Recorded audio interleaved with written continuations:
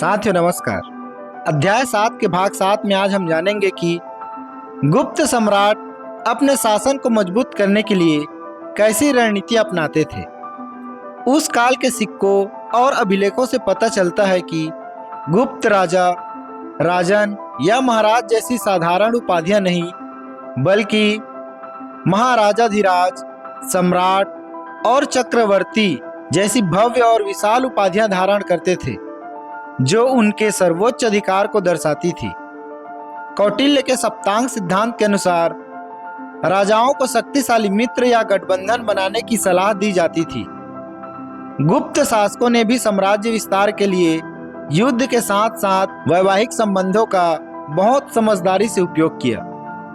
इसका सबसे बेहतरीन उदाहरण है प्रभावती गुप्त, जो गुप्त वंश के प्रतापी सम्राट चंद्रगुप्त द्वितीय विक्रमादित्य की पुत्री थी।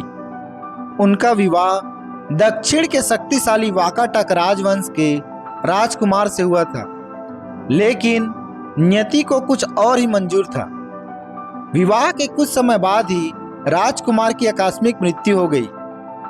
ऐसी कठिन परिस्थिति में प्रभावती गुप्त ने घुटने नहीं टेके, बल्कि वे स्वयं उस राज्य की प्रतिशासिका यानी रीजेंट रूलर बनी और अपने अल्पवयस्क पुत्रों की ओर से शासन संभाला। एक अभिलेख में उन्हें 2 राजाओं की मां कहा गया है, जो उनके दोनों पुत्रों के बाद में राजा बनने की ओर संकेत करता है। अपने पिता की तरह प्रभावती गुप्त भी भगवान विष्णु की अनन्य भक्त थी।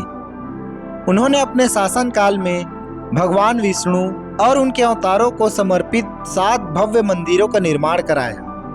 इनमें से महाराष्ट्र के रामटेक पहाड़ी पर स्थित केवल नरसिंह मंदिर आज भी वास्तुकला का एक बेजोड़ नमूना है।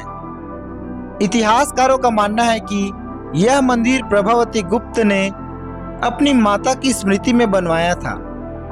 एक महिला होकर उस प्राचीन काल में ऐसा कुशल प्रशासन संभालना गुप्त युग की नारी शक्ति और सृजनशीलता का जीवंत प्रमाण है। सुनते रहिए वर्ल्ड ऑडियो बुक। धन्यवाद।